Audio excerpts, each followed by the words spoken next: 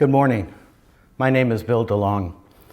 I'm speaking to you from the campus of Legacy Emmanuel Medical Center and Randall Children's Hospital, where I serve as the Director of Spiritual Care and Clinical Pastoral Education.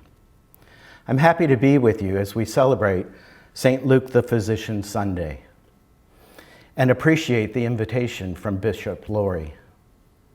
As a Presbyterian minister and a hospital chaplain for my entire adult life ministry, I am pleased to tell you a bit about how I am thinking about spiritual care now and in the future.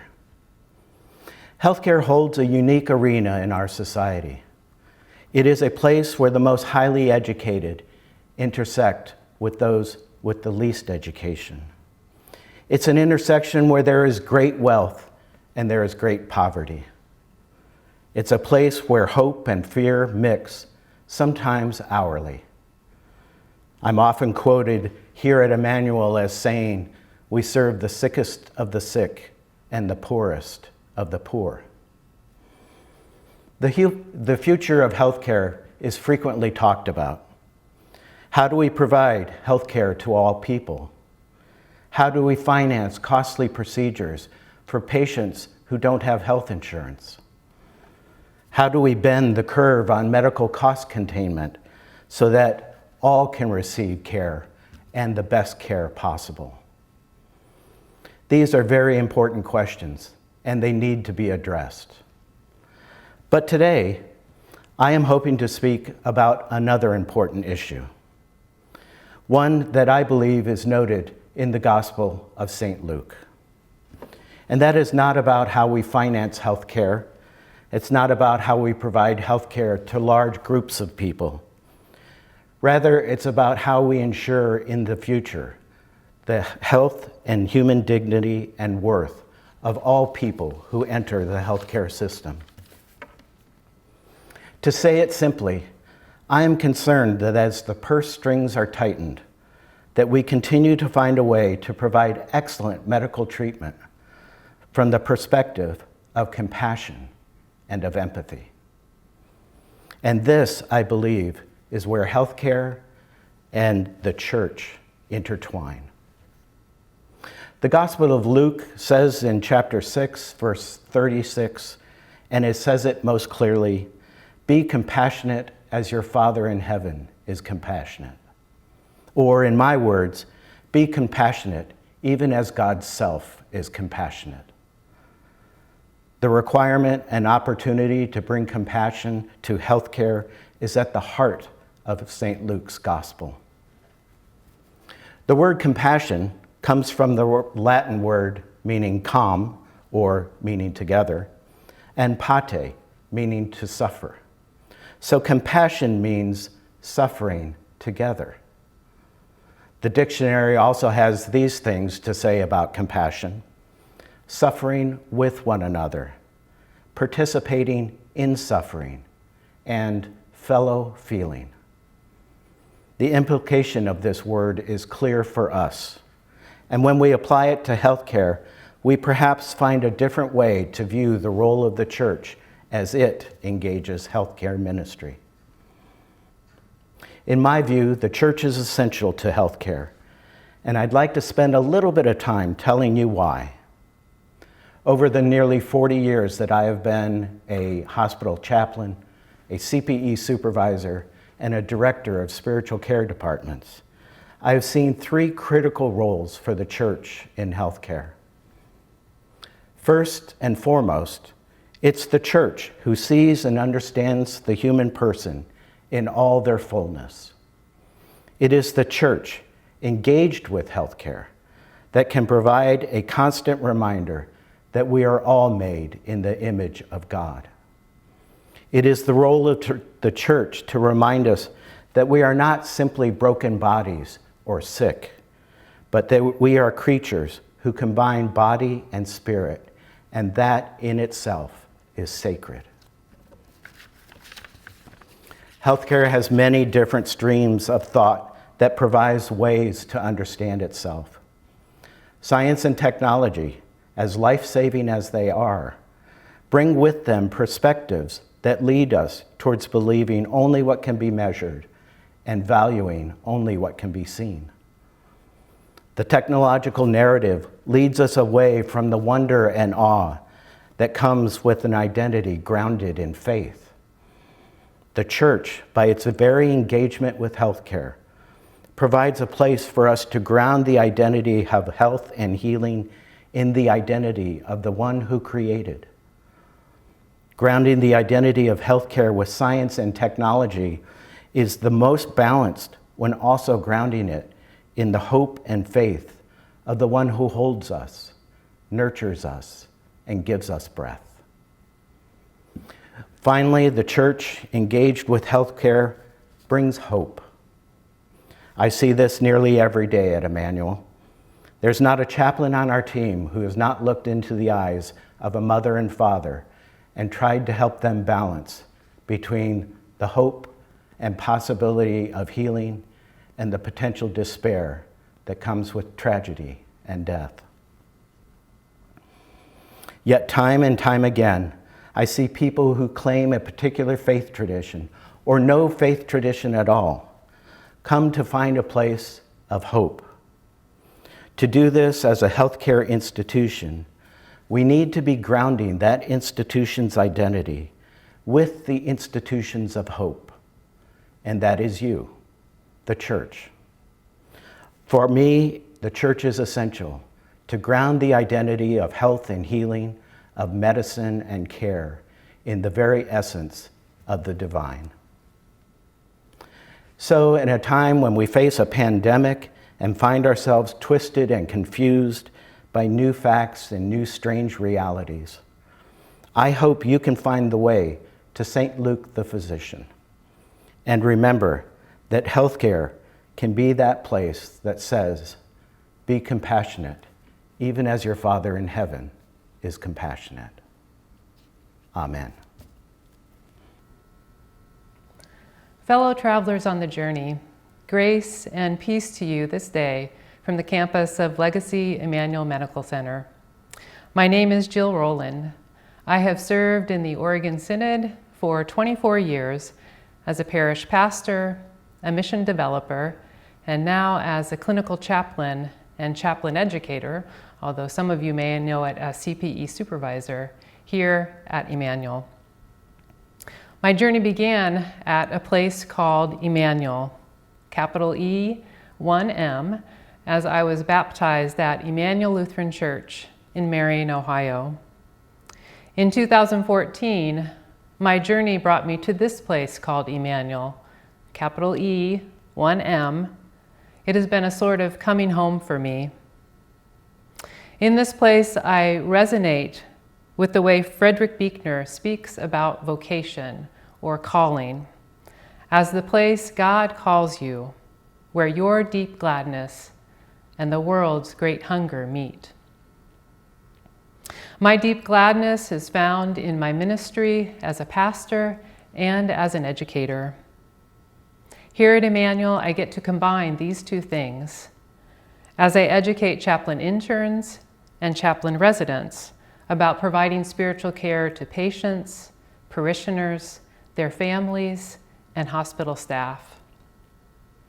On this St. Luke the Physician Sunday, I would like to focus on what Buechner calls the world's deep hunger as it relates to sickness, health, and healing, and especially as it relates to the work chaplains do as part of the interdisciplinary healthcare team. Best-selling author and Episcopal priest Barbara Brown Taylor offers this advice. Whenever you come up on something about God that everyone knows is true, step back from the reverential crowd whose gaze is fixed on it and look in the opposite direction. Because 9 times out of 10, there is something just as true back there, though largely ignored because its benefits are less obvious and its truth harder to embrace. For example, she points to the Bible, where there are countless instances of God being associated with light. And I'm not questioning the truth of this. What's not to love? The light of the world has come to put an end to darkness. When the bottom drops out and I'm marooned in the kind of darkness that makes me afraid to move, it gives me courage and hope to keep my sight focused on the light of the world. But if we turn around and look in the opposite direction, from God is light, there is an equal and opposite truth. God dwells in deep darkness. God comes to people in dark clouds, dark nights, dark dreams, and dark strangers, in ways that sometimes scare us half to death. And yet God does some of the best work in the dark. This may be difficult to see with the way we've been conditioned to think of darkness. Think of some of the ways that the word dark is used in our everyday conversations. That was a really dark film. The economy's not out of the dark yet. Well, she's in a dark mood. And him, along with Darth Vader, well, he's gone over to the dark side. The two positive associations with the dark that I've heard with any regularity, and I might add that I've enjoyed, are dark chocolate and dark beer.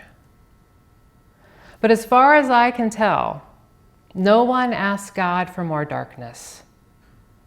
At least I know I don't. And as far as I can tell, no one asks for that in the stories of the Bible either. But it happened. And we see that in Genesis 32. God visits Jacob in the middle of the night and wrestles with him. And God goes on to visit Jacob's son, Joseph, at night in his dreams. And Moses and the people of Israel in all kinds of darkness. It might not be a popular truth, but there it is. God dwells in deep darkness. This is a truth with which I guess we all are familiar. And if we aren't, we will be by and by. Because no one who is a human being gets to bypass the darkness. In fact, it is in the darkness of the womb where each of us has our beginning. And when we close our eyes and draw our last breath, again, it is dark. And here's the thing about that darkness. It's not there simply to get through, like a test or a fever. Rather, it is the home of God. It is where God dwells. Through my ministry as a hospital chaplain, I have learned that the darkness, which at times feels only terrifying, is a darkness that is also gracious. A darkness that brings us, me and you, face to face with God. Through sitting with parents whose long-awaited baby died while they rocked her and caressed her soft face. Through listening to the stories of those who long to die. Through making and holding a space for the prayers and pleas of an outcome that just would not come. I have come to know, yes, the terror, but also the holiness and the graciousness of darkness. I have come to know that it is in these places that God dwells. On this St. Luke the Physician Sunday, I share with you a story from a modern physician, Rachel Naomi Remen. She tells the story of a highly skilled physician named Louisa, who keeps a picture of her grandmother in her home. Every day before she leaves for work, the physician, Louisa, sits for a few minutes before the picture. When Remen asked the physician why she developed this ritual, she told this story. When Louisa was very young, her kitten was killed in an accident. It was her first experience of death, and she was devastated. Louisa's parents encouraged her not to be sad, telling her that her kitten was in heaven with God. But despite these assurances, Louisa was not comforted. She had prayed to God, asking God to give her kitten back, but God did not respond. In her anguish, Louisa turned to her grandmother and asked why. Her grandmother did not tell her that her kitten was in heaven, as so many other adults had done. Instead, she simply held Louisa. And as she did, she reminded Louisa of the time that her grandfather died. Her grandmother told her that she too had prayed to God, but God did not bring Grandpa back, and she did not know why. Louisa turned into the soft warmth of her grandmother's shoulder and sobbed. When finally she was able to look up, she saw that her grandmother was crying as well.